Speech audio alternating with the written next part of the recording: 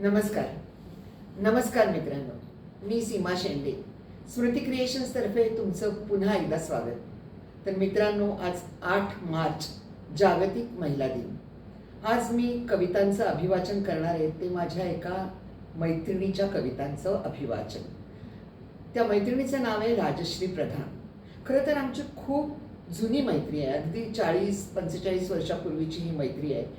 आणखीन ती मैत्री झाली ती पार्लेटियक विद्यालयात. आम्ही दोघीही शिक्षिका होतो.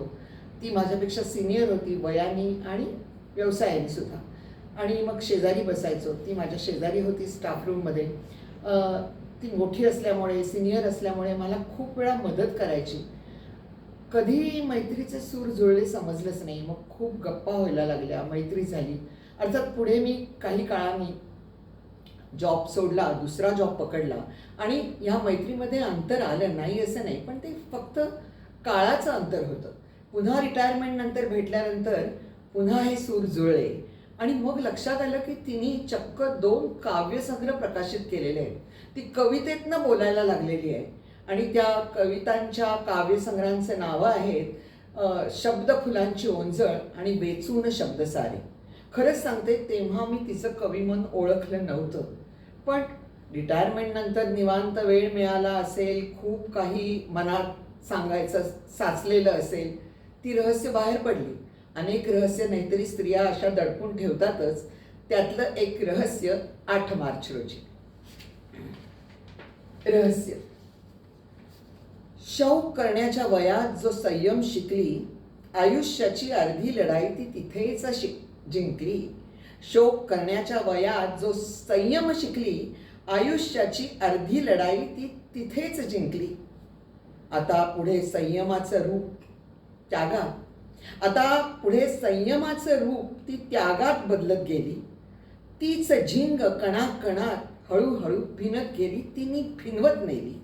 आता संयमाचं पुढचं रूप ती त्यागात बदलत गेली आणि तीच झिंग कणाकणात हळूहळू भिनत गेली. हा नवा शौक तिला मोठेपणा देऊन गेला. हा नवा शौक तिला मोठेपणा देऊन गेला.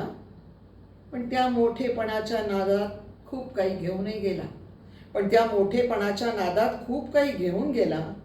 साधे सोपे आनंद नाही चाले वाटायला. साधे सोपे आनंद नाही चाले वाटायला. हट्ट खोड्या रुसवे फुगवे, हट्ट खोड्या रुसवे फुगवे भिवून गेले त्या मुखवट्याला.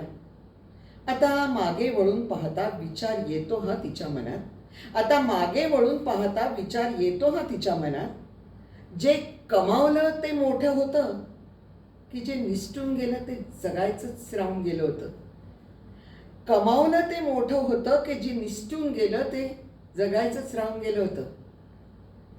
पण असंही आहे, आणि विशेषतः आमच्या वेळच्या पिढीच्या स्त्रिया किंवा त्याच्याही आधीच्या पिढीच्या स्त्रिया, की जे स्वीकारायचं त्यांनी ठरवलं ते त्यांनी स्वीकारलं. आणि एकदा आयुष्याला स्वीकारणं सोपं गेलं की स्वतःलाही स्वीकारणं सोपं जातं. आणि मग हे सगळं प्रतिबिंब तिने सदाफुलीच्या फुलामध्ये बघितलं. साधं सरळ सोपं आयुष्य. कशी आहे तिची सदाफुली? एक तरी दारात सदाफुली असावी. एक तरी दारात सदाफुली असावी. अंगणात तिची शोभा दिसावी. नसे सुगंध नसे आकर्षक रूप, साधेपणात हिच्या खुलते रूप. नसे सुगंध नसे आकर्षक रूप, साधेपणात हिच्या खुलते हिचे रूप. तिच्या असण्यानं खूप काही कळते. तिच्या असण्यानं खूप काही कळते. जगावे कसे ते सहज समजते. पांढरे गुलाबी किरमिजी रंग तिचे, पांढरे गुलाबी किरमिजी रंग तिचे. मंद स्मिताने खुलवते जग सभोवतीचे. मंद स्मिताने खुलवते जग सभोवतीचे. शांत राहावे फुलत राहावे नित्य आनंदे. शांत राहावे फुलत राहावे नित्य आनंदे. कोणाला परवा असू दे नसू दे, आपण स्वतः सदैव समाधानी असावे. संत वृत्तीने अलिप्त जीवन जगत जगावे. संत वृत्तीने अलिप्त जीवन जगत जगावे. अलगद खुडुनी नेती कोणी, अलगद खुडुनी नेती कोणी, तेव्हा जावे सद्भावे. ईश्वर चरणी सहजपणाने अर्पण व्हावे. ईश्वर चरणी सहजपणाने अर्पण व्हावे. एकतरी दारात सदाफुली असावी, एकतरी दारात सदाफुली असावी, अंगणात तिची शोभा दिसावी. एकतरी दारात सदाफुली असावी. तर सदाफुलीचं हे आयुष्य ती जगतेच आहे.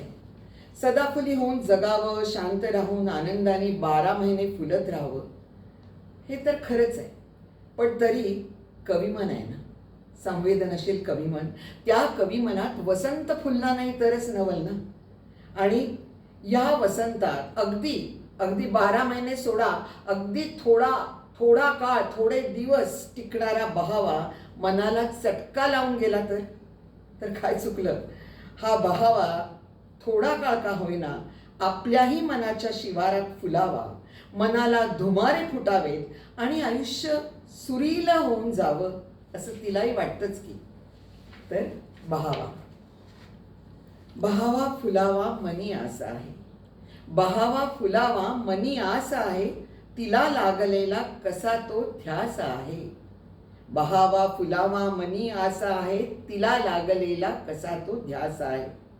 असा वृक्ष वाटे उन्हाळा दुपारी, असा वृक्ष वाटे उन्हाळा दुपारी, तुझा भासा आहे मनाच्या शिवारी. जरी झाड माझे निराशेत आहे, जरी झाड माझे निराशेत आहे, फुटावे धुमारे अशी आस आहे. फुटावे धुमारे अशी आस आहे, तुझ्या पावलांचा अजूनही सुरीला पदन्यास आहे. तुझ्या पावलाचा अजूनही सुरीला पदन्यास आहे.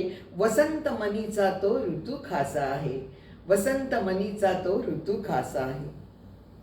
बहावा फुलावा मनी आसा आहे, मला लागलेला कसा तो ध्यास आहे. वसंताचा बहार संपून जातो, बहावा फुलण्याच्या पुन्हा वाट पाहावी लागते, बहावा फुलण्याची वाट पाहावी लागते. पण ती म्हणते ती वाट पाहण्याची माझी मनाची तयारी आहे, कारण माझ्या जीवनात आणि माझ्या छोट्याशा कलेच्या जगात मला अजून खूप काही करायचं आहे, अजून बाकी आहे.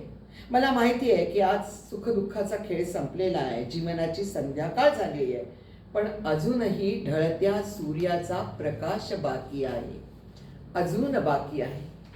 काय काय बाकी आहे ती लिहिते.